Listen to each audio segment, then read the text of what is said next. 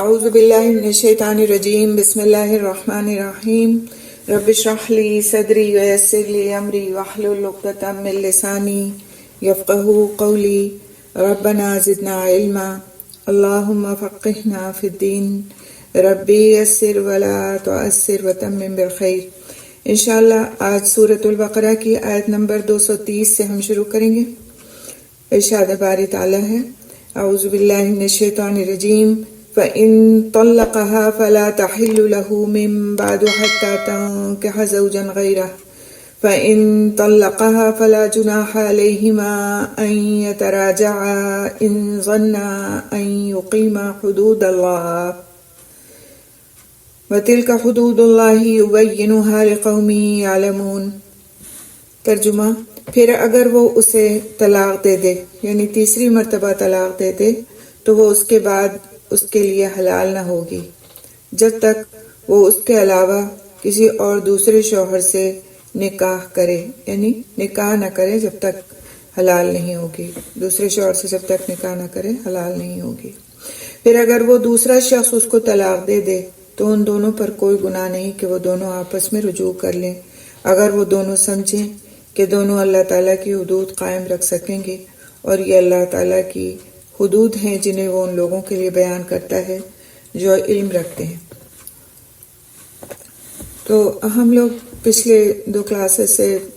طلاق کے بارے میں پڑھ رہے تھے۔ ہم نے طلاق رجعی کے بارے میں پڑھا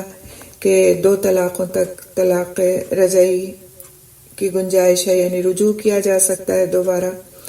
اور یہ جو آیت ہے یہ پھر طلاق بائنہ کے بارے میں ہے کہ تیسری طلاق کے بعد شوہر کو رجوع کا حق نہیں ہے، اور اس حکم کی وضاحت اس میں کی گئی ہے۔ فَإِن طَلَّقَهَا فَلَا تَحِلُّ لَهُ مِن بَعْدُ حَتَّى تَنكِحَ زَوْجًا غَيْرَهُ۔ تو اس کا مطلب کیا ہے؟ فَإِن طَلَّقَهَا فَلَا تَحِلُّ لَهُ مِن بَعْدُ، پھر اگر وہ اسے تیسری مرتبہ طلاق دے دے تو وہ اس کے بعد اس کے لیے حلال نہ ہوگی، یعنی اگر کوئی مرد مختلف اوقات میں 2 طلاقوں کے بعد اپنی بیوی کو تیسری بار طلاق دے دے تو اس کے لیے حرام ہو جائے گی، یعنی 3 طلاقوں کے بعد، چاہے وہ مختلف اوقات میں دی گئی ہوں یا چاہے ایک ہی وقت میں دی گئی ہوں،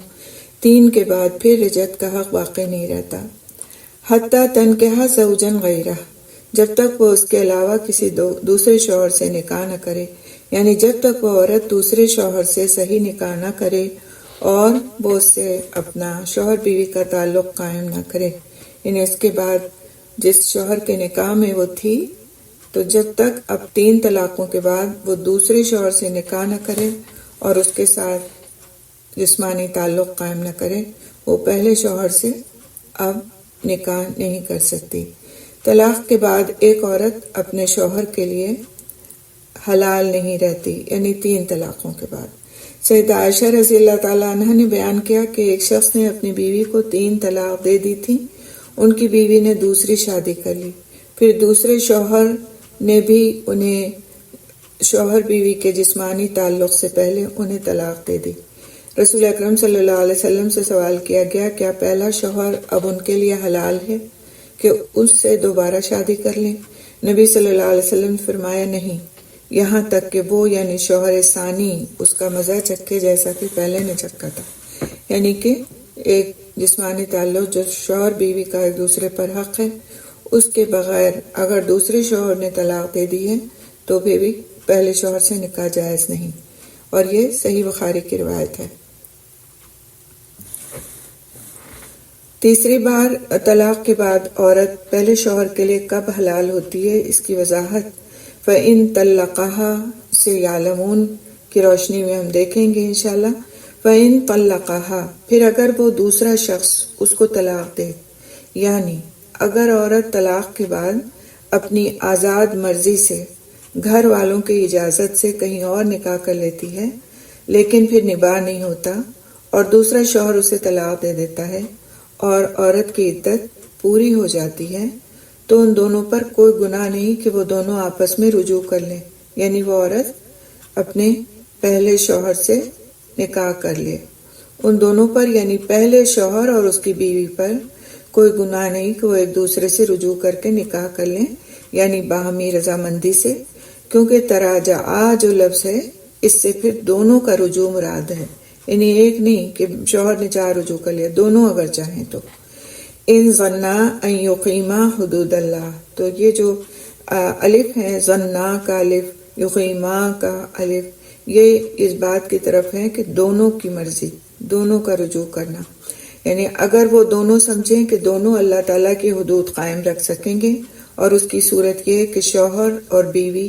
پچھلے رویوں پر شرمندہ ہوں جن کی وجہ سے جدائی ہوئی تھی، اور یہ پختہ عزم کریں کہ اپنے رویوں میں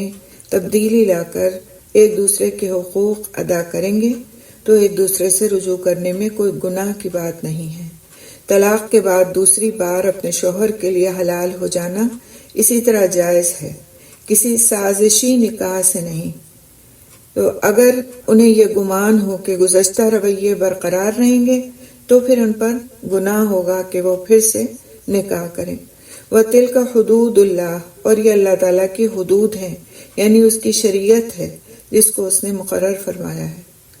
کن کے لیے؟ يُبَيِّنُهَا لِقَوْمٍ يَعْلَمُونَ، جنہیں وہ ان لوگوں کے لیے بیان کرتا ہے جو علم رکھتے ہیں۔ تو اللہ تعالیٰ علم والوں کے لیے اپنی حدود کو واضح فرماتا ہے۔ علم والے خود بھی فائدہ اٹھا سکتے ہیں اور دوسروں کو بھی دے سکتے ہیں۔ تو اس آیت میں علم والوں کی فضیلت کو بیان کیا گیا ہے، اور اس میں یہ دلیل بھی ہے کہ اللہ تعالیٰ اپنے بندوں سے چاہتا ہے کہ وہ اللہ تعالیٰ کی حدود کا یعنی شریعت کا علم حاصل کریں اور ان کو سمجھیں، کیونکہ اگر انسان علم حاصل ہی نہیں کرے گا تو اس کو ان حدود کا، شریعت کے ان احکامات کا پتہ کیسے چلے گا؟ اور جب اس کو خود کو پتہ نہیں ہوگا تو وہ دوسرے کو کیا بتائے گا، یا اپنے خود کے حقوق کو کیسے پہچانے گا؟ نہ حلال کا اس کو فرق پتہ چلے گا، نہ حرام کا چلے گا۔ اور یہی ہوتا ہے آج ہمارے معاشرے میں کہ لوگ طلاق کے مسائل سے واقف نہیں ہوتے، اور پھر یا تو ایک وہ حرام زندگی گزار رہے ہوتے ہیں طلاق کے بعد، اور یا پھر طلاق ہوئی نہیں ہوتی اور وہ اپنے آپ کے اوپر ظلم کر رہے ہوتے ہیں اور سمجھتے ہیں کہ طلاق ہو گئی، اب ہم جو ہے ہمارا کوئی تعلق نہیں رہ سکتا ہمارے پہلے شوہر سے۔ تو ان معاملات کا علم ہونا، کم از کم بیسک علم، اتنا علم تو ہو کہ کس چیز سے طلاق واقع ہو جاتی ہے، کب واقع ہو جاتی ہے اور کب نہیں ہوتی، اور پھر اگر کوئی مخصوص حالات ہیں اس میں اس طرح کا مسئلہ پیش آیا تو اس کو جا کر کے مفتی سے کنفرم کر لینا مزید بہتر ہے۔ اب ایک لفظ سنا ہوگا آپ نے، بہت زیادہ بولا بھی جاتا ہے اور لوگوں کو اس کا تھوڑا سا مطلب سمجھنے میں دشواری بھی ہوتی ہے، اور اس آیت کو لے کر کے کچھ تھوڑا سا کنفیوژن بھی کریٹ کیا جاتا ہے کہ قرآن میں اس کے بارے میں ہے، لہٰذا یہ جائز چیز ہے۔ تو سوال یہ ہے کہ حلالہ کرنا اور کرانا کیسا عمل ہے؟ تو حلالہ اصل میں ہے کیا؟ حلالہ اس کو کہتے ہیں کہ جب کسی بھی اپنے کوئی عورت اپنے پہلے شوہر کے لیے حلال ہونے کے لیے، پہلے شوہر کے لیے اپنے آپ کو حلال کرنے کے لیے کسی دوسرے انسان سے نکاح کرے، اور اس کے بعد پھر اس سے طلاق حاصل کرے اور پھر سے پہلے شوہر کے نکاح میں چلی جائے۔ تو اس نیت سے اور اس مقصد سے کوئی دوسرا نکاح کرنا، اس کو حلالہ کہا جاتا ہے، جس کی دین میں، ہمارے دین میں بہت زیادہ مذمت کی گئی ہے۔ تو حلالہ کرنا اور کرانا حرام ہے۔ رسول اکرم صلی اللہ علیہ وسلم نے حلالہ کرنے والے اور کروانے والے پر لعنت کی ہے۔ سیدنا عبداللہ بن مسعود رضی اللہ تعالیٰ عنہ کہتے ہیں کہ رسول اکرم صلی اللہ علیہ وسلم نے گودنے اور گدانے والیوں پر، یعنی جیسے وہ ٹاٹو ٹائپ کے جو گود کے بنائے جاتے ہیں جسم پر، اور بالوں کو بڑا کرنے کے لیے جوڑنے والی اور جوڑوانے والی پر، یعنی بالوں کو اپنے ایکسٹینڈ کرنے کے لیے اس میں نقلی بال لگانا، اور سود کھانے والے پر اور سود کھلانے والے پر، اور حلالہ کرنے پر اور جس کے لیے حلالہ کیا جائے اس پر لعنت فرمائی ہے، اور یہ نسائی کی روایت ہے۔ نافع بیان کرتے ہیں کہ ایک شخص نے سیدنا ابن عمر رضی اللہ تعالیٰ عنہ کے پاس آ کر اس شخص کے متعلق پوچھا جس نے اپنی بیوی کو 3 طلاق دی تھی، اور اس کے بھائی نے اس سے مشورہ کیے بغیر اس سے نکاح کر لیا تاکہ اپنے بھائی کے لیے اسے حلال کر دے، تو کیا اس طرح وہ عورت اپنے پہلے شوہر کے لیے حلال ہو جائے گی؟ انہوں نے فرمایا نہیں، وہ حلال نہیں ہوگی، کیونکہ اس صورت میں عورت صرف نکاح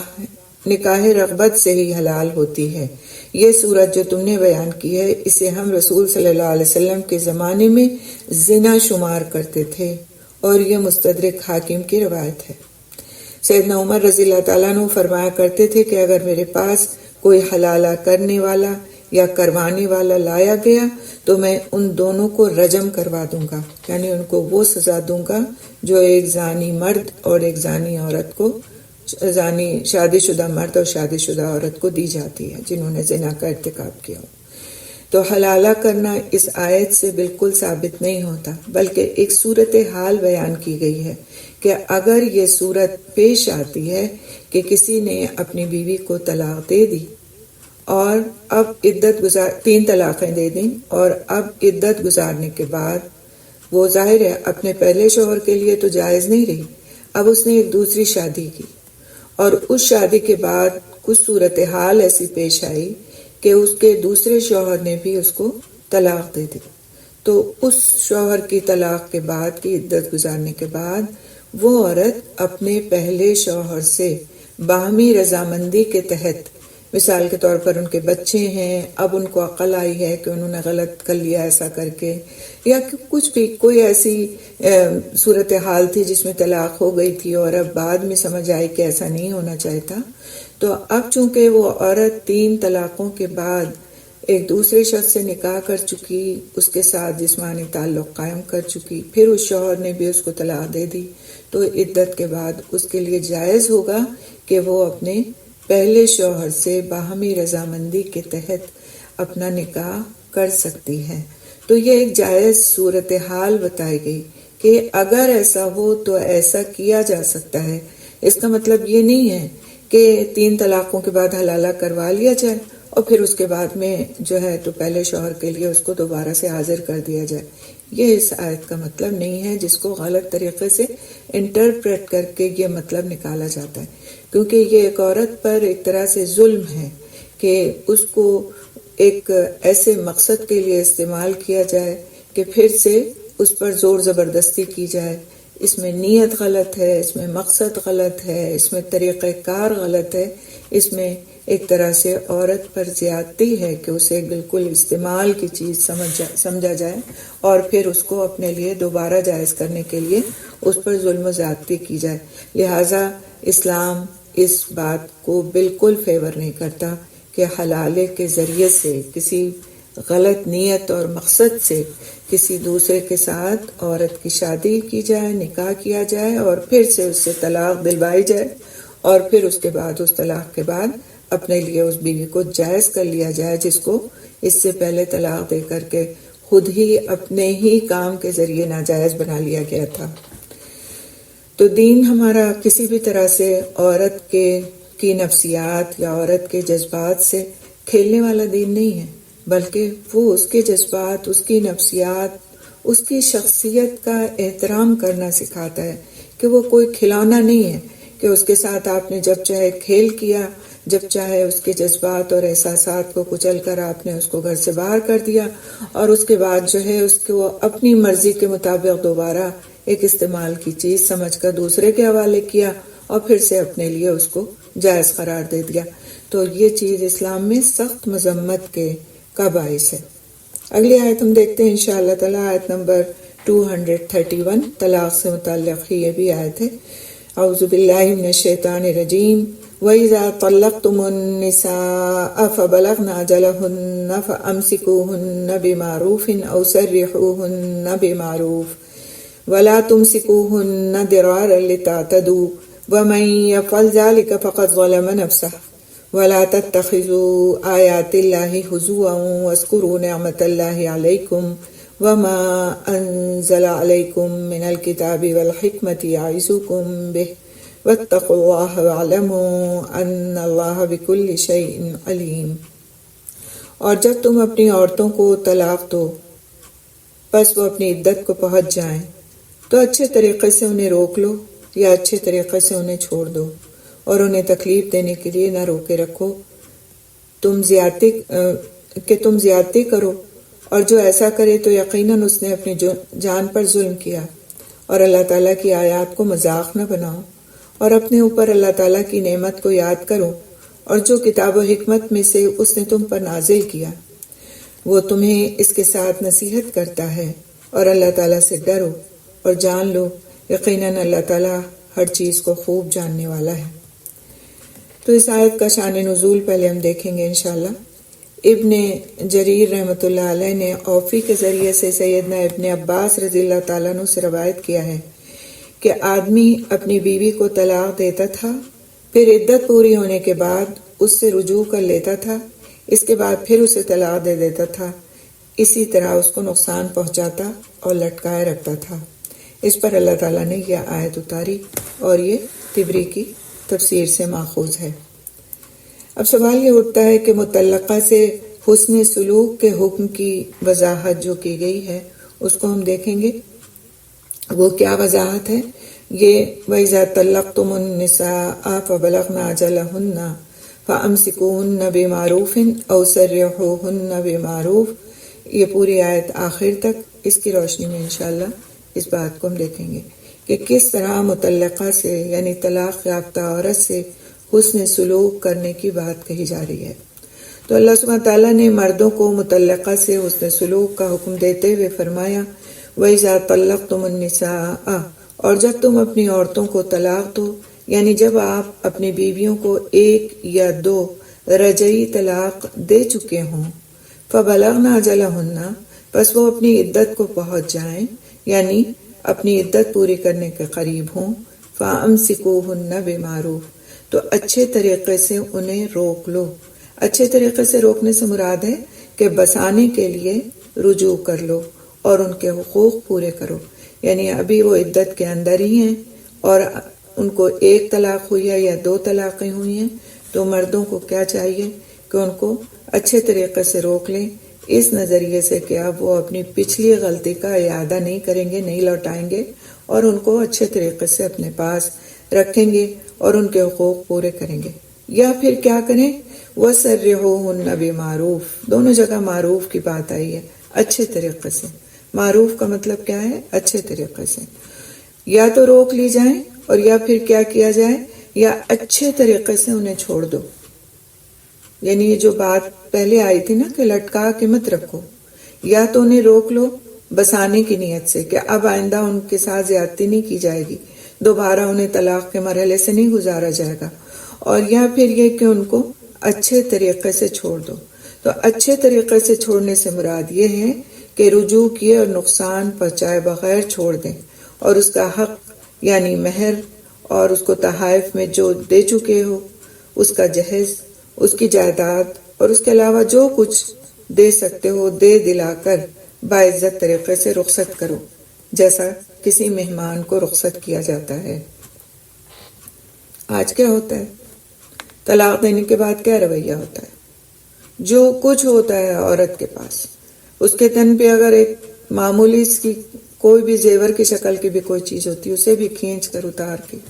یعنی اسے اتارنے کے لیے کہنے کی بھی زحمت نہیں گوارا کی جاتی، اسے کھینچ کر اتار لیا جاتا ہے، اور اس کی ہر چیز کو اپنے قبضے میں لے کر اسے دھکے دے کر اس کے بچوں سے، اس کے گھر کی چھت سے، اس کی ہر چیز سے اس کو محروم کر کے اور نکال دیا جاتا ہے ہمیشہ کے لیے اس گھر سے۔ یہاں پہ کیا بات کی جا رہی ہے کہ اس کی ہر چیز اور اس کے علاوہ بھی جو چیزیں اس کی نہیں ہیں اس کے علاوہ بھی کچھ دے دلا کر باعزت طریقے سے رخصت کیا جائے، جیسا کسی مہمان کو رخصت کیا جاتا ہے۔ یہ ہمارا دین ہے اور یہ ہمیں سکھایا جا رہا ہے، کیونکہ وہ عورت کوئی دشمن نہیں تھی، ایک ساتھ رہتی تھی، ایک گھر کے اندر ایک چھت تلے اس نے زندگی گزاری تھی، بچے تھے یا نہیں تھے، بہرحال ایک اچھا وقت گزارا تھا۔ اب اگر نہیں گزر بسر ہو رہی ہے تو اس کو جب اگر رخصت کیا جائے تو اچھے طریقے سے رخصت کیا جائے، یہ نہیں کہ اس کے ساتھ برا معاملہ کیا جائے۔ وَلَا تُمْسِكُوهُنَّ ضِرَارًا لِتَعْتَدُوا، اور انہیں تکلیف دینے کے لیے نہ روکے رکھو کہ تم زیادتی کرو، انہیں دکھ پہنچانے کے لیے نہ روکو۔ ابتدا اسلام میں لوگ عورتوں کو طلاق دے دیا کرتے تھے، جیسا کہ ہم نے پہلے پڑھا، پھر جب ان کی عدت قریب الختم ہوتی تو وہ رجوع کر لیا کرتے تھے، اور یہی سلسلہ جاری رکھتے تھے، نہ اس غریب کو بساتے تھے نہ چھوڑتے تھے کہ کسی اور سے نکاح کر لے۔ بلکہ اسے دکھ پہنچانے کے لیے اس کی مدت عدت طویل سے طویل بنانے کی کوشش کیا کرتے تھے، تو اللہ سبحانہ تعالیٰ نے انہیں اس بیجا حرکت سے منع فرمایا۔ آگے اللہ سبحانہ تعالیٰ اسی آیت میں فرماتے ہیں وَمَن يَفْعَلْ ذَلِكَ فَقَدْ ظَلَمَ نَفْسَهُ، اور جو ایسا کرے تو یقیناً اس نے اپنی جان پر ظلم کیا، یعنی اپنی بیوی کو نقصان پہنچانا یا اسے حق نہ دینا تو نقصان گویا وہ اپنے آپ کو پہنچائے گا، وہ نقصان اسی کی طرف لوٹے گا جس نے نقصان پہنچانے کا ارادہ کیا ہوگا۔ جو اللہ تعالیٰ کے احکامات کی مخالفت کرتا ہے وہ اپنے آپ کو اللہ تعالیٰ کی ناراضگی کے لیے پیش کر کے ظالموں میں سے ہو جاتا ہے اور اپنے آپ کو شدید عذاب کا مستحق بنا لیتا ہے۔ اس طرح گویا وہ اپنی جان پر خود ظلم کرتا ہے۔ تو اللہ سبحانہ تعالیٰ فرماتے ہیں وَلَا تَتَّخِذُوا آیَاتِ اللَّهِ هُزُوًا، اور اللہ تعالیٰ کی آیات کا مذاق نہ بناؤ۔ اللہ تعالیٰ نے حکم دیا ہے کہ رجوع محض ان کو ستانے اور نقصان پہنچانے کے غرض سے نہ ہو، کیونکہ ایسا کرنا ظلم و زیادتی اور احکام الہی سے مذاق کرنا ہے۔ سیدنا ابن عمر رضی اللہ تعالیٰ عنہ نے اپنی مسند میں اور ابن مرتویہ رحمۃ اللہ علیہ نے ابو درداء رضی اللہ تعالیٰ عنہ سے روایت کیا ہے کہ آدمی طلاق دیتا تھا، پھر اس کے بعد کہتا کہ میں تو کھیل رہا ہوں، اور غلام کو آزاد کرتا اور کہتا کہ میں مذاق کر رہا ہوں۔ اس پر اللہ تعالیٰ نے یہ آیت اتاری کہ اللہ تعالیٰ کے احکامات کو مذاق نہ سمجھو۔ سیدنا ابو ہریرہ رضی اللہ تعالیٰ عنہ سے روایت ہے کہ نبی کریم صلی اللہ علیہ وسلم نے فرمایا 3 کام ایسے ہیں جو چاہے سنجیدگی سے کیے جائیں یا مذاق کی نیت سے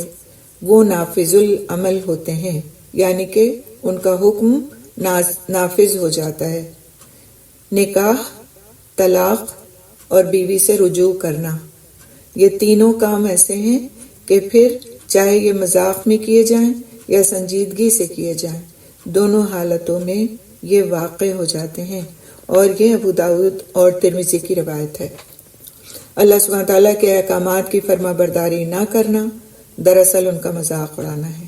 مثلاً بیوی کو نقصان پہنچانے کے خاطر روکنا یا جدا رکھنا یا 3 طلاق ایک ہی بار میں دے دینا، جبکہ اللہ تعالیٰ نے الگ الگ طلاق دینے کا طریقہ مقرر فرمایا ہے۔ یہ سب باتیں ایسی ہیں کہ پھر ان سے وہ بات واقع ہو جاتی ہے کہ پھر اس پر یہ احکامات جو ان کے ہیں وہ صادر ہوتے ہیں۔ وَاذْكُرُوا نِعْمَتَ اللَّهِ عَلَيْكُمْ، اور اپنے اوپر اللہ تعالیٰ کی نعمت کو یاد کرو، یعنی اللہ تعالیٰ کی بڑی بڑی نعمتوں کو یاد رکھو۔ اس نے ہدایت اور روشن نشانیوں کے ساتھ اپنا آخری رسول تمہاری طرف بھیجا، تمہیں اسلام جیسی عظیم نعمت عطا فرمائی، ان کو تمہیں یاد رکھنا چاہیے۔ اللہ تعالیٰ کی نعمتوں کو زبان سے یاد کرنے کے لیے اس کی حمد و ثنا کرو، دل سے یاد کرنے کے لیے اقرار کرو، اور اعضاء کے ذریعے اللہ تعالیٰ کی اطاعت میں مصروف رہو۔ وما انزل علیکم من الکتاب والحکمت یعظکم بہ، اور جو کتاب و حکمت میں سے اس نے تم پر نازل کیا وہ تمہیں اس کے ساتھ نصیحت کرتا ہے۔ اس نے تم پر کتاب و سنت اتاری، اپنی مہربانی سے احکام سکھائے، کچھ باتوں سے باز رہنے کا حکم فرمایا اور گناہوں پر عذاب کی دھمکی دی۔ واتقوا اللہ، اور اللہ تعالیٰ سے ڈرو، یعنی اللہ تعالیٰ سے ثواب کی امید رکھ کر اس کے احکامات کی اطاعت کرو اور اس کے عذاب کے خوف سے اس کی نافرمانی سے بچو۔ اللہ تعالیٰ نے اپنے سے ڈرنے کا حکم دیا ہے تاکہ لوگ اس کی نافرمانی سے بچ جائیں۔ قرآن کریم کا اسلوب حکیمانہ اور خاص انداز بیان ہے کہ ہر قانون کے پیچھے اللہ تعالیٰ کا خوف اور آخرت کا حساب یاد دلایا جاتا ہے۔ قرآن کریم جو ہے وہ قوانین کو دنیا کے قوانین اور تعزیرات کی طرح بیان نہیں کرتا، بلکہ بہت ہی خوبصورت انداز میں، بہت ہی مربیانہ انداز میں اس کی حکمت اور مصلحت کی وضاحت کرتا ہے، جس کی وجہ سے کوئی ان جرائم پر اقدام کر ہی نہیں سکتا، یعنی ان جرائم کی طرف بڑھ ہی نہیں سکتا۔ کہ آخر میں آپ دیکھیں جو بات ہے واتقوا اللہ واعلموا ان اللہ بکل شیء علیم، تو اس طرح کے جملوں کے ذریعے سے بہت ہی حکمت کے ساتھ، بہت ہی پیار کے ساتھ، محبت کے ساتھ سخت سے سخت احکامات کو انسان کے لیے کرنا آسان کر دیا جاتا ہے کہ ایک مسئلہ بیان کیا گیا اس مسئلے کو، اس حکم پر عمل نہ کرنے کے جو کانسیکوینسز ہیں ان کو بیان کیا گیا، اور پھر اس کو نہ کرنے کی ترغیب دی گئی، اور اگر کسی طرح سے وہ سرزد ہو جاتا ہے وہ گناہ، وہ کام جو اللہ کی پسند کا نہیں ہے، تو پھر اس کو کس طرح ٹھیک کیا جا سکتا ہے، کس طرح اللہ سبحانہ تعالیٰ کا تقوی اختیار کیا جا سکتا ہے، اس کی طرف بھی توجہ دلائی گئی۔ صرف یہ نہیں بتایا گیا کہ تم یہ گناہ کرو گے تو تمہاری یہ سزا ہوگی، جیسے ملک کے تعزیراتی قوانین ہوتے ہیں کہ اس میں بتایا جاتا ہے کہ فلاں کام کیا تو فلاں سزا دی جائے گی، جس کے بارے میں جج فیصلہ کر دیتا ہے، وکیل اس کے لیے جھوٹ سچ لڑتے رہتے ہیں۔ تو یہ بات اس طرح کے قوانین کو بناتے وقت مد نظر رکھی گئی کہ اللہ سبحانہ تعالیٰ نے اگر کوئی قانون، کوئی حکم دیا تو پھر اس کے بارے میں پورا ایک مفصل لائے عمل بھی دے دیا کہ یہ ہو جاتا ہے تو اس کی کیا سزا ہے، اور اس کو کس طرح درست کیا جا سکتا ہے، اور اس کے درست کر لینے کا کیا اجر و ثواب ہے، اور نہ کرنے سے پھر کس طرح کے گمراہی کے راستے کھلتے ہیں۔ آگے اللہ سبحانہ تعالیٰ فرماتے ہیں وَاعْلَمُوا أَنَّ اللَّهَ بِكُلِّ شَيْءٍ عَلِيمٌ، اور اللہ تعالیٰ سے ڈرو اور جان لو یقیناً اللہ تعالیٰ ہر چیز کو خوب جاننے والا ہے، یعنی تمہارے ظاہری اور باطنی معاملات میں سے کچھ بھی اللہ تعالیٰ سے چھپا ہوا نہیں ہے، وہ تمہارے تمام اعمال کو خوب جاننے والا ہے، اور انہی کے مطابق تمہیں جزا اور سزا ملے گی۔ اللہ سبحانہ تعالیٰ نے اپنی صفت علیم کا شعور دلا کر زمینی اور گھریلو مسائل کے ساتھ اپنے گہرے تعلق کا اظہار فرمایا ہے کہ خوب جان لو کہ اللہ تعالیٰ ہر چیز کو جانتا ہے۔ مومن اسی علم الہی کے شعور سے زیادتیاں کرنے سے بچ سکتا ہے۔ اب دیکھیں کہ گھریلو معاملات کا تذکرہ کرنے کے بعد اللہ سبحانہ تعالیٰ کا یہ فرمانا کہ وَاعْلَمُوا، اور جان لو، ان اللہ، کہ بے شک اللہ سبحانہ تعالیٰ بِكُلِّ شَيْءٍ عَلِيمٌ، ہر چیز کا جاننے والا ہے۔ یعنی یہ جو گھریلو اکائیاں ہیں، ہمارے چھوٹے چھوٹے سے جو فیملی ایشوز ہیں، ان کو بھی اللہ سبحانہ تعالیٰ جانتے ہیں۔ ایسا نہیں ہے کہ اللہ سبحانہ تعالیٰ قدرت کے بڑے بڑے مسائل کا ہی علم رکھتے ہیں اور ان کے لیے ہی بڑے بڑے فیصلے کرتے ہیں، جہاں وہ سورج کے لیے اس بات کا فیصلہ فرماتے ہیں کہ اس کو کتنی دیر تک نکلنا ہے اور کب چھپ جانا ہے، کتنی دیر تک چھپے رہنا اور کب پھر نکل کر کے اپنے مدار پر چل پڑنا ہے، وہیں وہ ایک عورت کے بارے میں بھی، اس کے حقوق کے بارے میں بھی، اس کی نفسیات کو سامنے رکھتے ہوئے اس کے بارے میں بھی فیصلے فرماتے ہیں، اور اس کی نفسیات کا بھی علم رکھتے ہیں، اور اس کے ساتھ آنے والے مسائل کا بھی علم رکھتے ہیں۔ اور یہ کتنی بڑی حکمت کی ایک بڑی زبردست مثال ہے، اور کتنی اللہ سبحانہ تعالیٰ کی اپنے بندوں سے محبت کی ایک اعلیٰ مثال ہے۔ تو یہیں پر یہ بات آتی ہے کہ اللہ سبحانہ تعالیٰ اپنے بندوں سے 70 ماؤں سے زیادہ محبت فرماتے ہیں کہ اس کی ایک ایک بات، ایک ایک نفسیات، ایک ایک اس کے کیے ہوئے عمل کا وہ نہ صرف حساب کتاب رکھتے ہیں بلکہ ان اعمال کی درستگی کی طرف اس کو گائیڈ بھی فرماتے ہیں۔ اگلی آیت ہم دیکھیں گے انشاءاللہ، آیت نمبر 232، طلاق کے سلسلے کی ہی یہ بھی آیت ہے۔ اعوذ باللہ من الشیطان الرجیم، وَإِذَا طَلَّقْتُمُ النِّسَاءَ فَبَلَغْنَ أَجَلَهُنَّ فَلَا تَعْضُلُوهُنَّ أَن يَنكِحْنَ أَزْوَاجَهُنَّ إِذَا تَرَاضَوْا بَيْنَهُم بِالْمَعْرُوفِ ذَلِكَ يُوعَظُ بِهِ مَن كَانَ مِنكُمْ يُؤْمِنُ بِاللَّهِ وَالْيَوْمِ الْآخِرِ ذَلِكُمْ أَزْكَىٰ لَكُمْ وَأَطْهَرُ وَاللَّهُ يَعْلَمُ وَأَنتُمْ لَا تَعْلَمُونَ۔ اور جب تم عورتوں کو طلاق دو اور وہ اپنی عدت کو پہنچ جائیں تو ان کو نہ روکو کہ وہ اپنے شوہروں کے ساتھ نکاح کر لیں جب وہ اچھے طریقے سے آپس میں راضی ہو جائیں۔ یہ ہے جس کے ساتھ اس شخص کو نصیحت کی جاتی ہے جو تم میں سے اللہ تعالیٰ پر اور یوم آخرت پر ایمان رکھتا ہے، یعنی تمہارے لیے زیادہ پاکیزہ اور صاف ستھرا ہے، اور اللہ تعالیٰ جانتا ہے اور تم نہیں جانتے ہو۔ اس آیت کا شان نزول پہلے ہم دیکھیں گے انشاءاللہ۔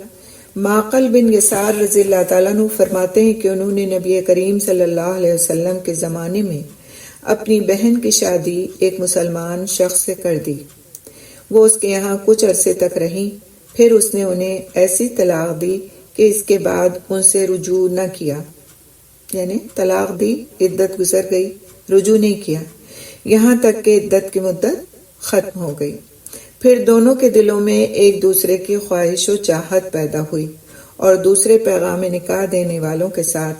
اس شخص نے بھی یعنی اس کے پہلے شوہر نے بھی پیغام نکاح دیا۔ اب یہ کیا صورتحال تھی؟ صرف ایک طلاق اس نے دی تھی، عدت میں رجوع نہیں کیا، عدت کی مدت گزر گئی، تو اور لوگوں نے جہاں اس عورت کو نکاح کے پیغام دیے، اس شخص نے بھی نکاح کا پیغام دیا۔ معقل رضی اللہ تعالیٰ عنہ نے اس سے کہا، بے وقوف، میں نے تمہاری شادی اس سے کر کے تمہاری عزت افزائی کی تھی، پھر بھی تو نے اسے طلاق دے دی۔ قسم اللہ کی، اب وہ تمہاری طرف زندگی بھر کبھی بھی لوٹ نہیں سکتی۔ اور اللہ کو معلوم تھا کہ اس شخص کو اس عورت کی حاجت و خواہش ہے اور اس عورت کو اس شخص کی حاجت و چاہت ہے۔ سبحان اللہ۔ بھائی نے منع کر دیا، سگے بھائی کو علم نہیں ہو سکا کہ اس کی بہن دوبارہ اسی شخص کے نکاح میں جانا چاہتی ہے جس کے نکاح میں وہ پہلے تھی۔ بھائی کو علم نہیں ہو پایا، سگے بھائی کو، رحم کے رشتے کو۔ اس نے فیصلہ سنا دیا کہ نہ، اب ہرگز شادی نہیں ہو سکتی اس سے تمہاری، اس نے تمہیں طلاق دی ہے۔ لیکن اللہ سبحانہ تعالیٰ کو اپنی بندی کے دل کا حال معلوم تھا کہ وہ دوبارہ اسی شخص کے نکاح میں جانا چاہتی ہے۔ اللہ سبحانہ تعالیٰ نے یہ آیت نازل فرما دی، وَإِذَا طَلَّقْتُمُ النِّسَاءَ فَبَلَغْنَ أَجَلَهُنَّ سے لے کر وَأَنْتُمْ لَا تَعْلَمُونَ تک آیت نازل ہوئی۔ جب معقل رضی اللہ تعالیٰ عنہ نے یہ آیت سنی تو کہا،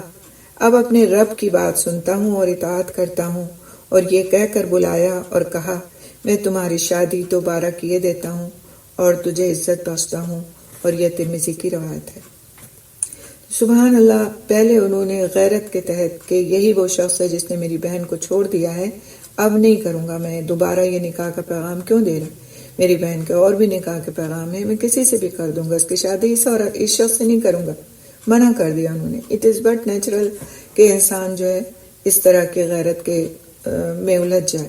لیکن اللہ سبحانہ تعالیٰ کو پتہ تھا کہ وہ عورت اسی شخص سے شادی دوبارہ کرنا چاہتی ہو سکتا ہے کسی قسم کے جذباتی دباؤ کے تحت طلاق ہو گئی ہو، یا اس سے بچے رہیں اور وہ دوبارہ اس کے ساتھ رہنا چاہتی ہو۔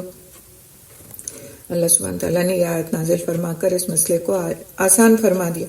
کہ اگر ایک ہی طلاق ہوئی ہے، عدت میں اس نے رجوع نہیں کیا ہے، تو اب وہ حق رکھتا ہے کہ دوبارہ اس عورت سے نکاح کر لے، جیسا کہ کوئی غیر شخص حق رکھتا ہے اس سے نکاح کرنے کا،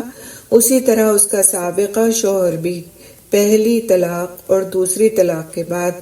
حق رکھتا ہے کہ نکاح کر کے اسے دوبارہ اپنی زوجیت میں لے لے، اور اس میں درمیان میں کسی کو بھی نہیں آنا چاہیے، حتیٰ کہ اس کے سگے بھائی کو بھی نہیں، کہ اس کو منع کرے کہ نہیں تم نہیں کر سکتے اس سے شادی،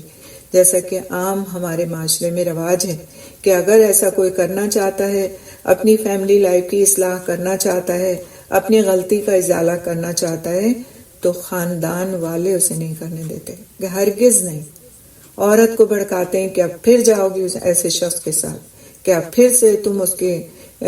خدمت میں جاؤ گی جس نے تمہیں گھر سے نکال باہر کیا۔ تو شوہر اور بیوی اپنے معاملات کو بہتر سمجھ سکتے ہیں کہ کن حالات میں انہوں نے آپس میں ایک دوسرے کو چھوڑا،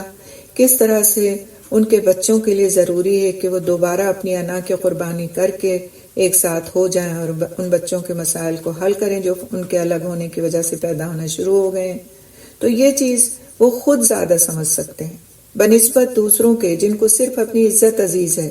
آپ یہ دیکھیں کہ طلاق شدہ عورت اگر گھر میں ہوتی ہے، میکے میں ہوتی ہے، تو اس کی کیا کوئی عزت ہوتی ہے؟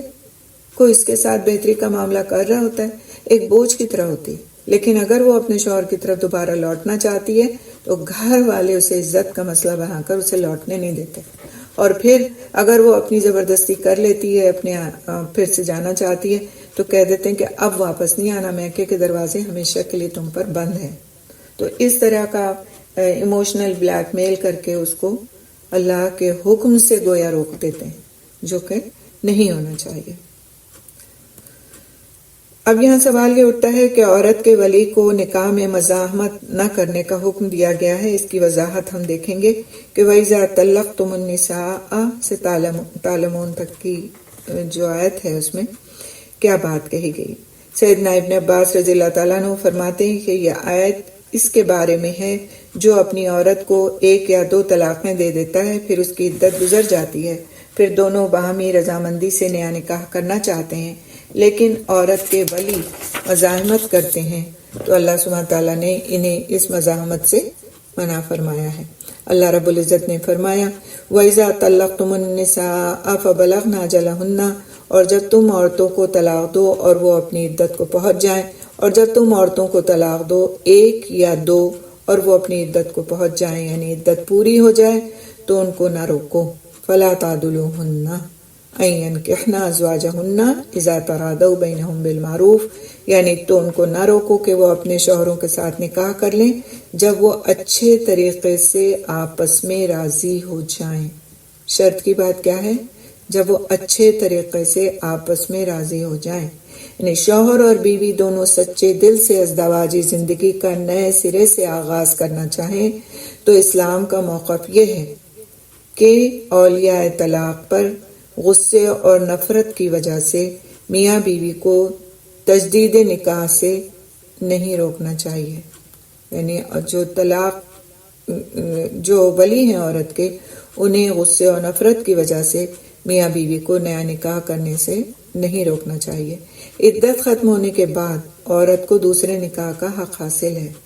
اور یہ جائز اور درست نہیں کہ تم ان کے نکاح میں روڑے اٹکاؤ اور ان کو مشکلات میں ڈالو۔ تو اس آیت کریمہ میں اس بات کی دلیل ہے کہ عورت اپنا نکاح خود نہیں کر سکتی۔ یہ بہت اہم بات ہے، عورت اپنا نکاح خود نہیں کر سکتی۔ سیدنا ابو ہریرہ رضی اللہ تعالیٰ عنہ فرماتے ہیں کہ رسول اکرم صلی اللہ علیہ وسلم نے فرمایا عورت کا نکاح نہ کرائے، یعنی اگر کوئی عورت ہے اور اس کی کوئی عورت موجود ہے تو وہ اس کی ولی نہیں ہو سکتی۔ عورت کا نکاح نہ کرائے اور نہ عورت خود اپنا نکاح کرے، بس بدکار وہی عورت ہے جو اپنا نکاح خود کرتی ہے۔ کون ہے وہ ایسی عورت جو اپنا نکاح خود کرتی ہے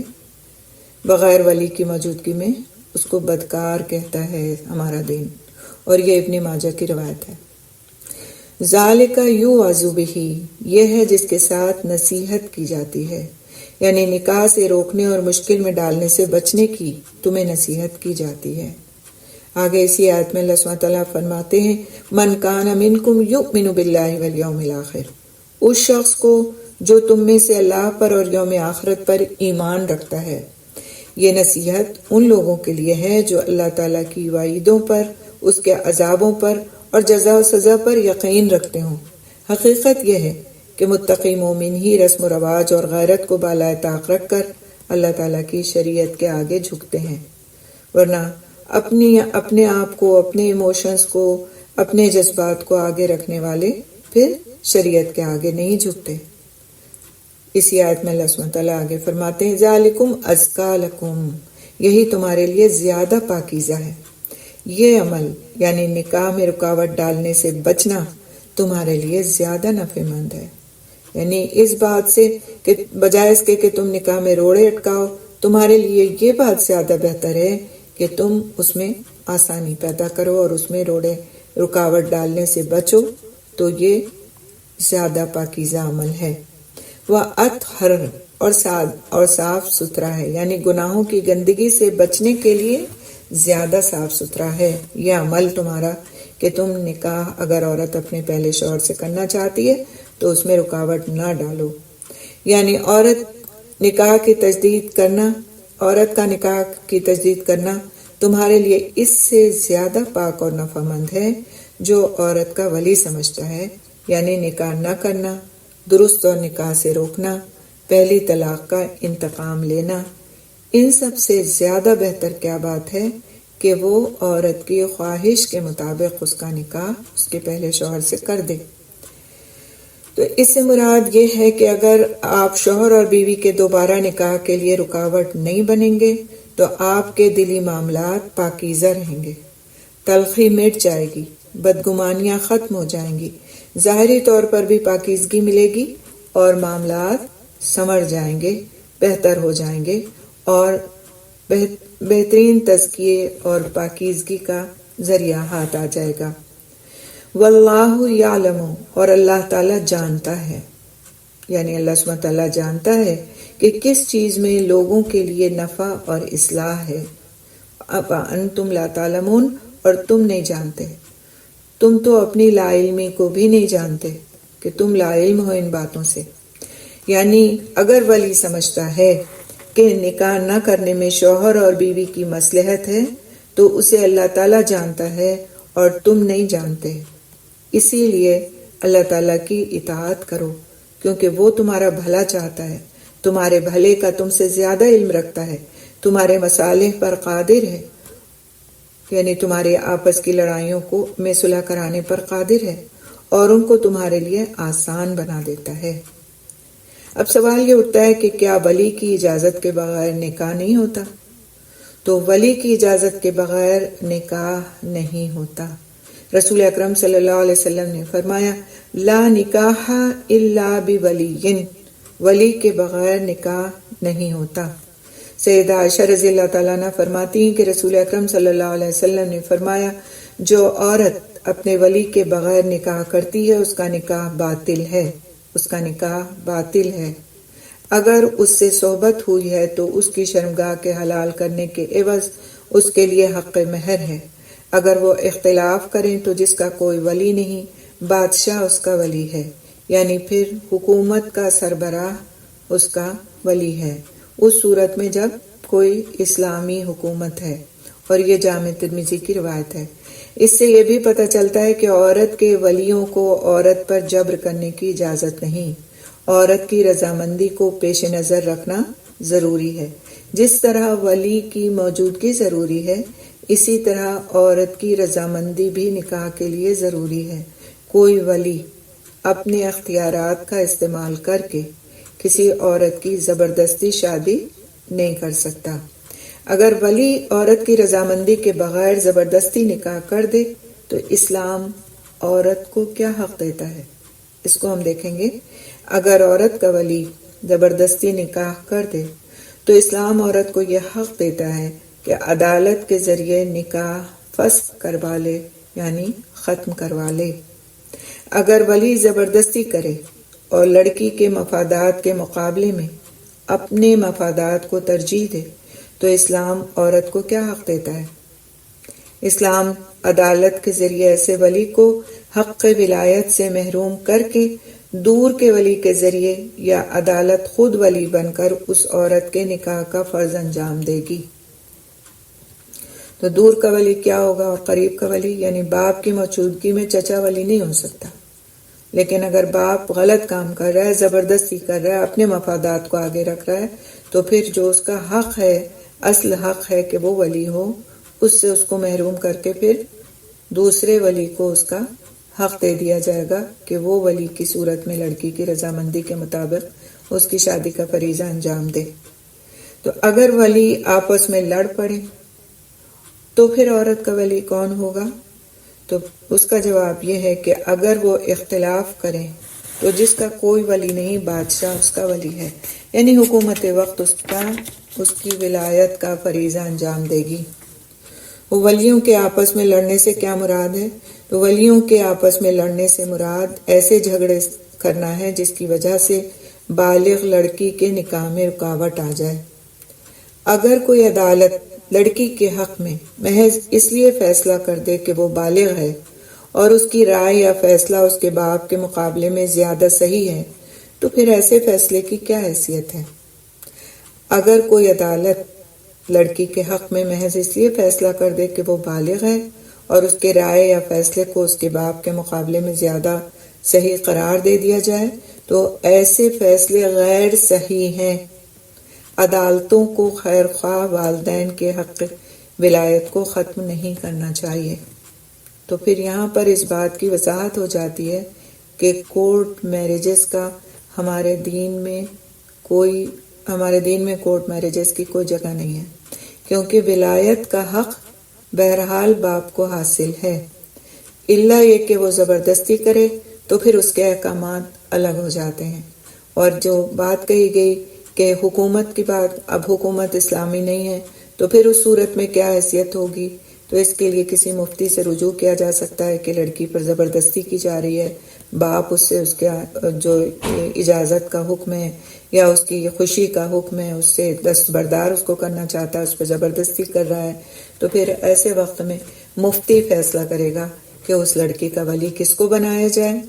اس کے ساتھ کس طرح کا معاملہ کیا جائے اور اس کی شادی کو پھر کس طرح انجام دیا جائے۔ اس میں خود بخود فیصلے کرنا کہ یہ زبردستی ہو رہی لہٰذا ہم کورٹ چلے جائیں گے، زبردستی ہو رہی اس لیے ولی کو بتائے بغیر نکاح کر لیں گے، تو اس طرح کے فیصلوں سے پرہیز کرنا چاہیے، کیونکہ نکاح کی تکمیل کے لیے ولی کا ہونا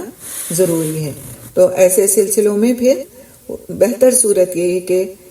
اس وقت جو بھی مفتی ہے، دین کا عالم ہے، اس سے جا کے رہنمائی حاصل کی جائے، بجائے اس کے کہ خود بخود فیصلے کیے جائیں۔ اور پھر اس کے سامنے منوعین ہر چیز رکھنا چاہیے کہ حالات کیا ہیں، باتیں کیا ہیں، زبردستی کی لمٹ کیا ہے اور خواہش کی لمٹ کیا ہے، اور ہر چیز، تاکہ وہ ایک صحیح فیصلہ بتا سکیں۔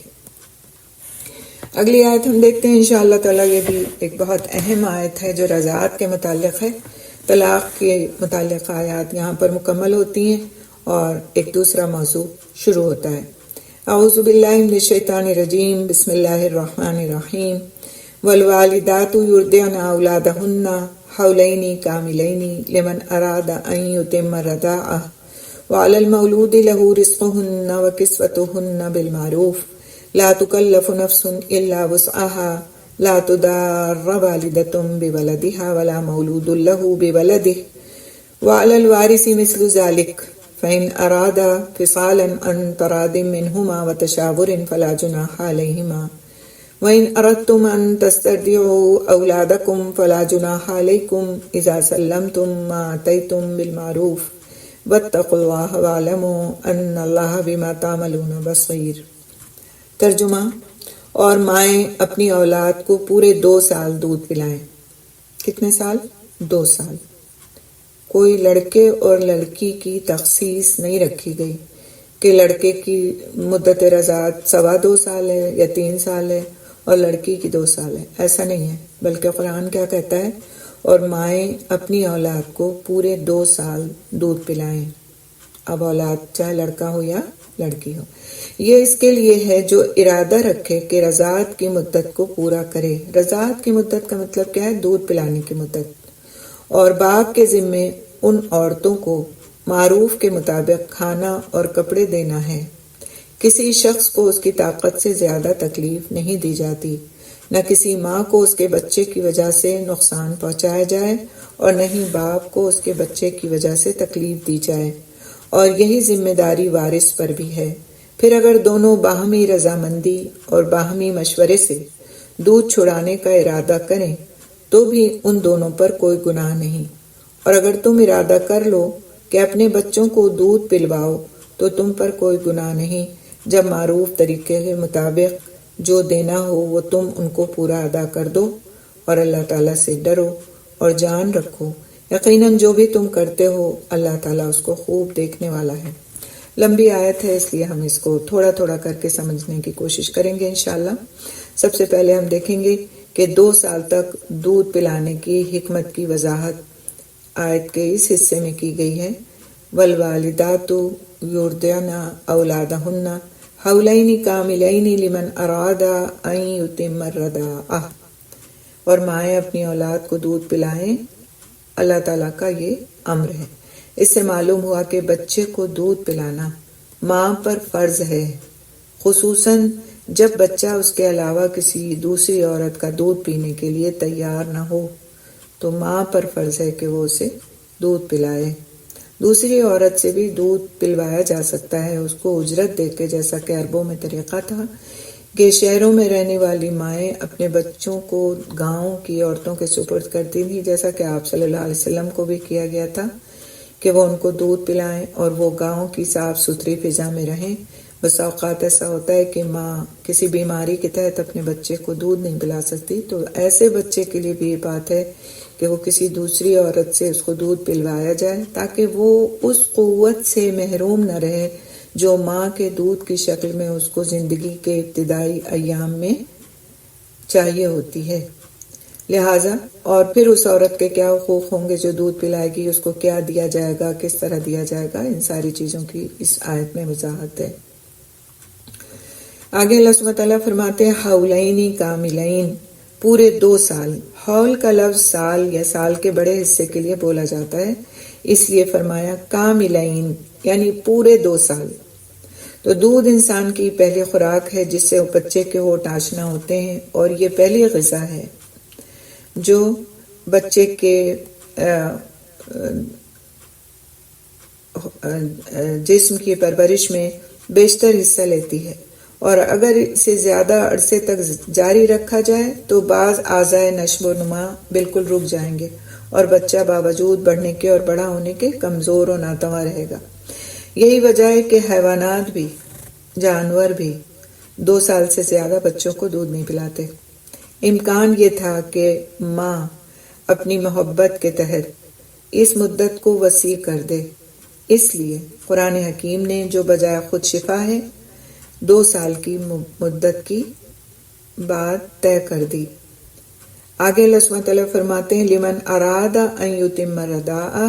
یہ اس کے لیے ہے جو ارادہ رکھے کہ رضاعت کی مدت کو پورا کرے، یعنی اگر ماں باپ دونوں باہمی مشورے سے 2 سال سے پہلے ہی دودھ چھڑانا چاہیں، مثلا یہ کہ ماں کی صحت اچھی نہ ہو، بچے کی صحت خراب رہتی ہو اس کے دودھ پینے کی وجہ سے، یا اگر ماں باپ کے نکاح میں ہے تو اس کی صورت یہ بھی ہو سکتی ہے کہ ماں کو اس دوران حمل ٹھہر جائے اور بچے کو دودھ چھڑانے کی نوبت پیش آ جائے، تو ایسی صورت میں دونوں پر کچھ گناہ نہیں ہوگا، اور یہ ضروری نہیں رہے گا کہ بچے کو ضرور 2 سال دودھ پلایا جائے، یعنی 2 سال ایک انتہائی مدت ہے۔ اور اگر اس دوران آپس کے مشورے سے، کسی بیماری کی وجہ سے، کسی اور پریشانی کی وجہ سے، کسی اور ضرورت کے تحت والدین آپس کے مشورے سے بچے کا دودھ چھڑانا چاہیں تو اس میں کوئی گناہ کی بات نہیں ہے، کوئی قباحت کی بات نہیں ہے، لیکن وجہ سالڈ ہونا چاہیے کہ ایسا کیا کیوں جا رہا ہے، کیونکہ 2 سال کی مدت تک دودھ کا پلانا بچے کے لیے ایک بہت ہی ایسا عمل ہے جو فطری بھی ہے، جو اس کے قوت کے لیے ضروری ہے، جو اس کی صحت کے لیے ضروری ہے، اور جس کا ادراک آج نہ صرف یہ کہ ہمارے دینی اعتبار سے بلکہ میڈیکل سائنس نے بھی اس کا اعتراف کیا ہے کہ یہ واقعی ایک حقیقت ہے کہ ماں کے دودھ کا کوئی نعم البدل نہیں۔ اور آپ دیکھیں اللہ سبحانہ تعالیٰ کی طرف سے کتنی اہم بات ہے، حدیث کا مفہوم ہے کہ ایک ایک گھونٹ کے بدلے جو بچہ پیتا ہے اپنے ماں سے، ماں کے درجات بلند کیے جاتے ہیں، ماں کے درجات بلند کیے جاتے ہیں اور اس کے لیے اجر لکھا جاتا ہے۔ سبحان اللہ۔ تو اس طرح موٹیویٹ کیا گیا ایک انسان کو اس کا سب سے ابتدائی حق دینے کی طرف۔ تو اس آیت کریمہ میں اللہ سبحانہ تعالیٰ نے ماؤں کی یہ رہنمائی فرمائی ہے کہ وہ اپنے بچوں کو پوری مدت تک جو کہ 2 سال ہے دودھ پلائیں، اس کے بعد رضاعت کا کوئی اعتبار نہیں، اسی لیے فرمایا لمن اراد ان یتم الرضاعہ، یہ اس کے لیے ہے جو ارادہ رکھے کہ رضاعت کی مدت کو پورا کرے، یعنی اس رضاعت سے، اس دودھ پلانے سے حرمت ثابت ہوگی جو 2 سال کے اندر اندر ہو، اور اگر بچے نے 2 سال سے زیادہ عمر میں دودھ پیا تو اس سے حرمت ثابت نہیں ہوگی۔ تو یہ حرمت کی جو بات کہی جا رہی ہے وہ اس طرح ہے کہ اگر عورت، ماں کے علاوہ کوئی عورت دودھ پلاتی ہے اور 2 سال کا بچہ ہو چکا ہے، اس کے بعد اس نے دودھ پلایا ہے، تو پھر وہ حرمت جو رضاعت کی وجہ سے قائم ہوتی ہے، حرمت کا مطلب یہ ہے کہ محرم رشتہ ہو جانا، وہ پھر ثابت نہیں ہوگی۔ رضاعت کی مدت کے اندر کوئی بچہ کسی عورت کا اس طریقے سے دودھ پی لے جس سے رضاعت ثابت ہو جاتی ہے تو ان کے درمیان رضاعت کا رشتہ قائم ہو جاتا ہے۔ نبی صلی اللہ علیہ وسلم نے فرمایا اسی رضاعت سے حرمت ثابت ہوتی ہے جو آنتیں بھر دے، یعنی پیٹ بھر کے پیا گیا ہو اور دودھ چھڑانے سے پہلے ہو، تو یعنی کہ دودھ چھڑانے کی مدت سے پہلے ہو اور پیٹ بھر کے بچے نے دودھ پیا ہو تو اس سے پھر حرمت کا رشتہ رضاعت کے ساتھ شامل ہو جاتا ہے، جیسا کہ کسی گھر کی کسی اور خاتون کا دودھ اس نے پیا ہو تو پھر وہ اور اس حالت سے پیا ہو کہ مدت کی رضاعت کے اندر ہو اور آنتیں بھر دے، یعنی کہ اس کا پیٹ بھی بھر جائے پوری طرح سے اس نے دودھ کو پیا ہو ایک وقت کے، تو پھر اس میں تھوڑے سے اختلافات ہیں کہ کتنی بار پیا ہو، 1 بار یا 2 بار یا 3 بار یا 5 بار، تو اس میں تھوڑے سے اختلافات ہیں، فقہی مسائل ہیں جو کتابوں میں ہمیں مل جاتے ہیں فقہ کی، تو ان کو دیکھ لینا بہتر ہوگا۔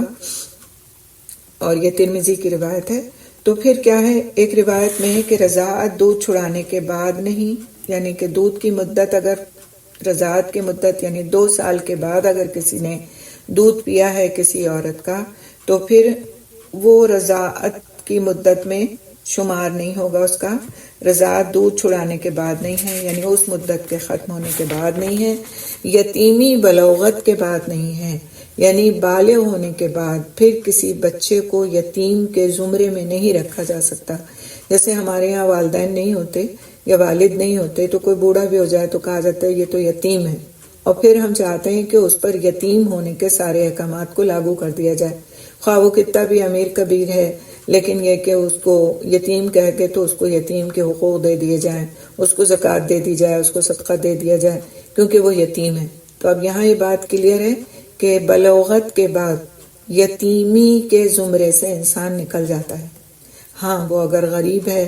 ضرورت مند ہے، تو اس کی مدد زکوٰۃ کے، خیرات کے، صدقے کے پیسوں سے کی جا سکتی ہے، اس کی ضرورتوں کو پورا کیا جا سکتا ہے، لیکن بلوغت کے بعد اس کو یتیم کے دائرے میں نہیں رکھا جا سکتا۔ جس طرح رضاعت کی مدت کے ختم ہو جانے، یعنی 2 سال کی مدت کے ختم ہو جانے کے بعد اگر کوئی بچہ کسی کا دودھ پیتا ہے تو پھر اس سے حرمت ثابت نہیں ہوتی، یعنی وہ عورت اس کی محرم نہیں ہو سکتی۔ اللہ رب العزت کا ارشاد ہے وَحَمْلُهُ وَفِصَالُهُ 30 شہرا، اور اس کے حمل کا اور اس کے دودھ چھڑانے کا زمانہ 30 مہینوں کا ہے۔ سورۃ احقاف کی آیت نمبر 15 ہے یہ۔ ان دونوں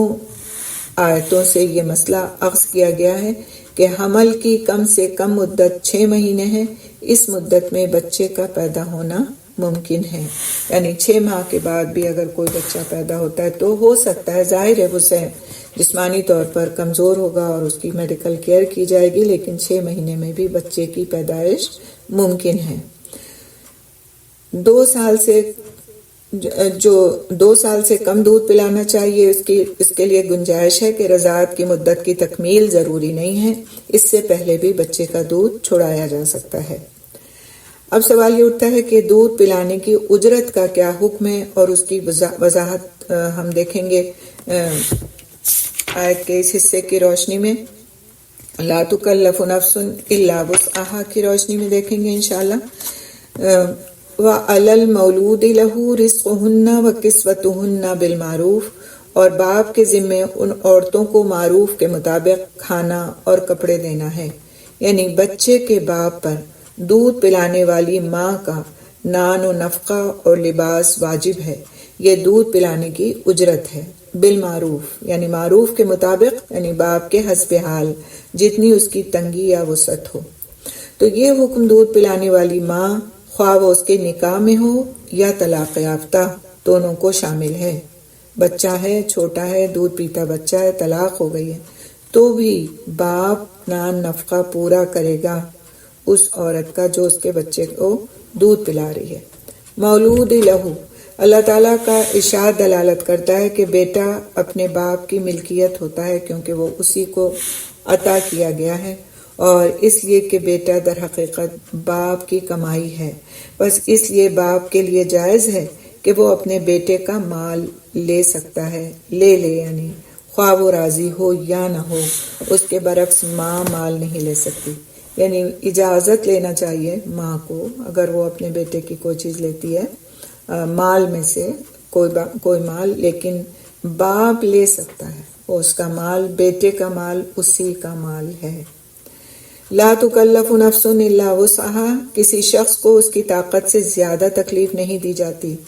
دین اسلام کا اصول ہے کسی شخص کو اس کی طاقت سے زیادہ تکلیف نہیں دی جاتی۔ یہاں یہ بات اس حوالے سے کی گئی ہے کہ نہ کسی ماں کو اس کے بچے کی وجہ سے نقصان پہنچایا جائے اور نہ ہی باپ کو اس کے بچے کی وجہ سے تکلیف دی جائے۔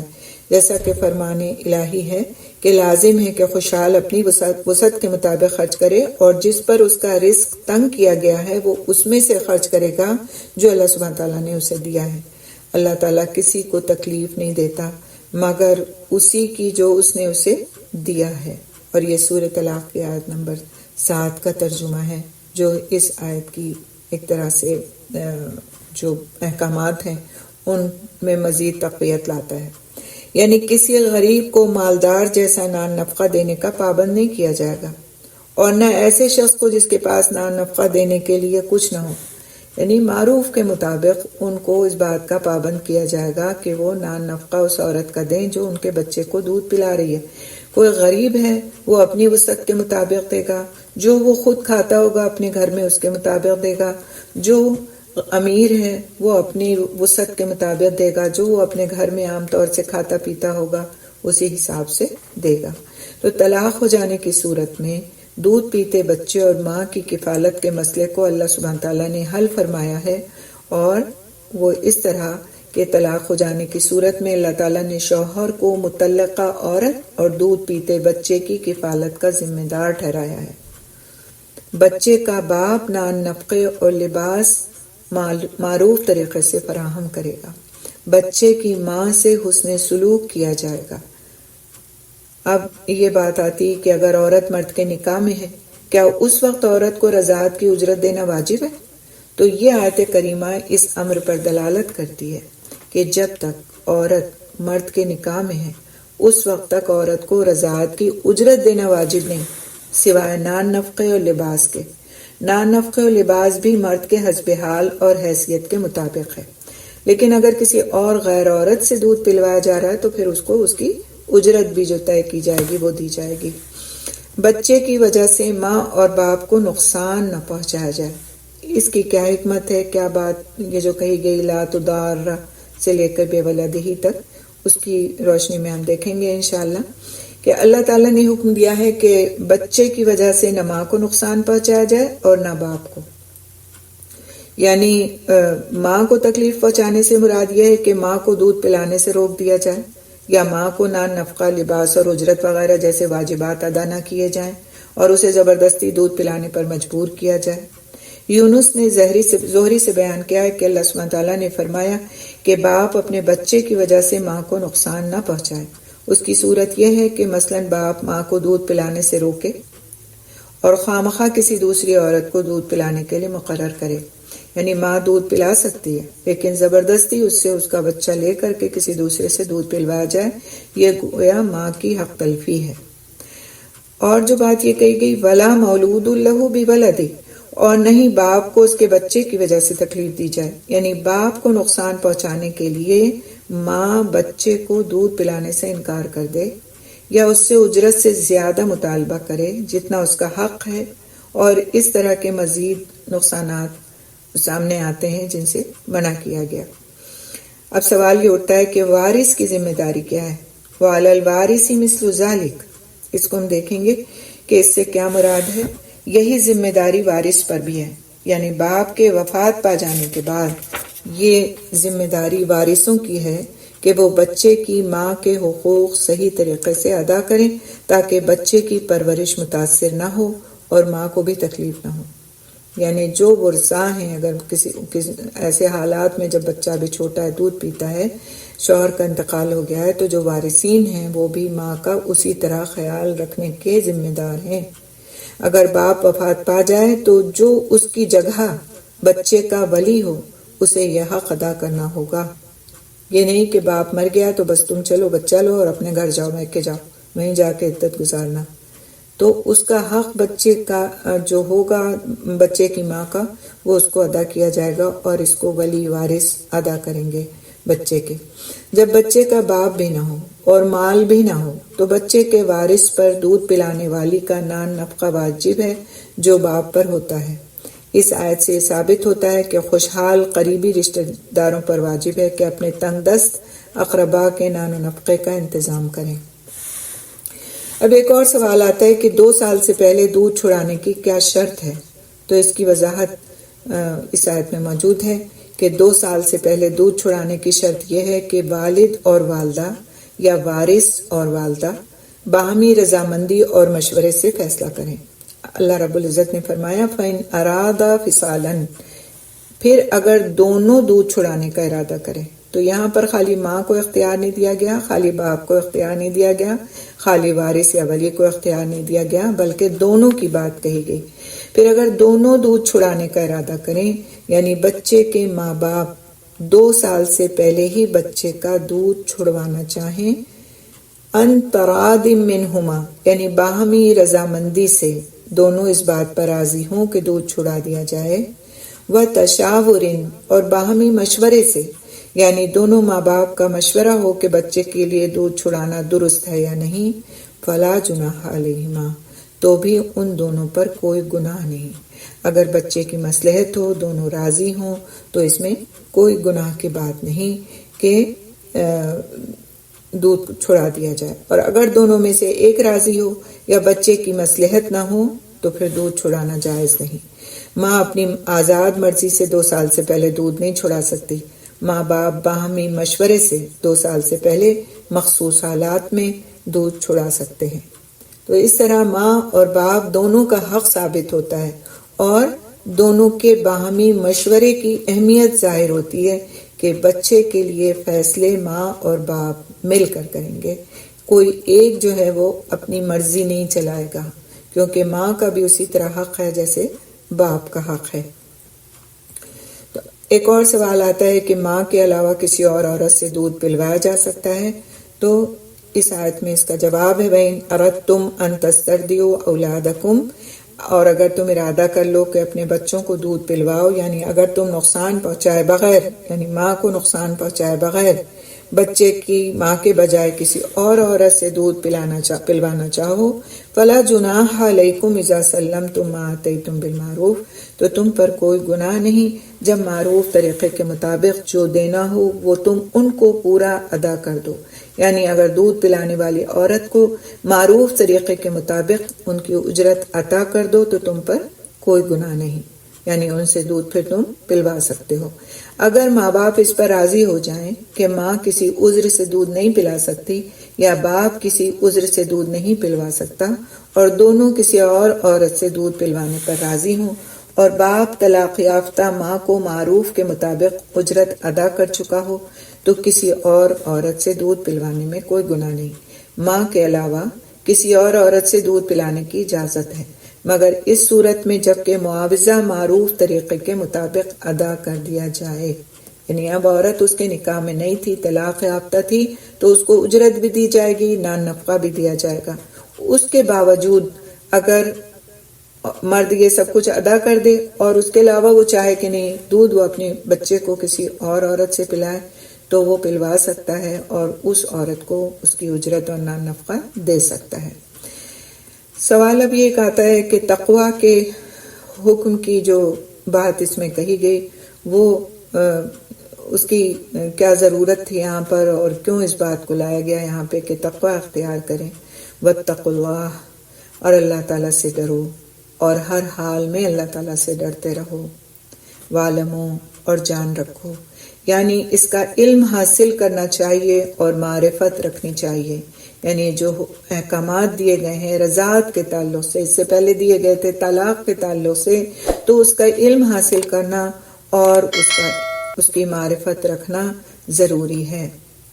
ان اللہ بما تعملون بصیر، یعنی جو بھی تم کرتے ہو، یقیناً جو بھی تم کرتے ہو اللہ تعالیٰ اس کو خوب دیکھنے والا ہے۔ اللہ تعالیٰ نے خاندان کی حفاظت کے لیے، عورت اور بچے کے حقوق کی ادائیگی کے لیے اپنی صفت بصیر کا شعور دلا کر اپنی ذات سے ڈرایا ہے۔ حقیقت یہ ہے کہ اللہ تعالیٰ کے اعمال کو دیکھنے کا شعور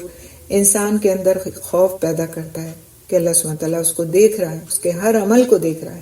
اس کا تجربہ انسان روزے کی حالت میں کرتا ہے کہ ایک اللہ تعالیٰ کے دیکھنے کا شعور انسان کو بھوک اور پیاس کے باوجود کھانے جیسی نعمت سے روک دیتا ہے۔ تو اللہ تعالیٰ اس شعور کو بیدار کر کے حقوق کی ادائیگی میں کمی سے روک رہے ہیں ان آیات میں، کہ تمہیں اللہ سے خوف کر کے اگر تم طلاق دیتے ہو تو بھی تمہیں اپنے حقوق کس طرح ادا کرنے ہیں۔ اگر رضاعت کا معاملہ ہے، دودھ پلانے کا معاملہ ہے، جو کہ ایک انسانی حق ہے کہ اس کو پورا کیا جائے، اس میں بھی اگر تم کمی کرتے ہو اس کے احکامات کو نہیں سمجھتے، ان میں تم ڈنڈی مار جاتے ہو، تو پھر اس موقع پر بھی تمہیں اللہ کا تقوی اختیار کرنے کی ضرورت ہے، کیونکہ اللہ سبحانہ تعالیٰ بہترین سننے والا اور سب سے بڑھ کر دیکھنے والا ہے۔ سبحان اللہ بحمدہ، سبحانک اللہم بحمدک، نشہد ان لا الہ الا انت، نستغفرک ونتوب الیک۔ السلام علیکم ورحمۃ اللہ وبرکاتہ۔ تھوڑا سا ٹائم اوپر ہو گیا، لیکن یہ ضروری تھا ایک ہی وقت میں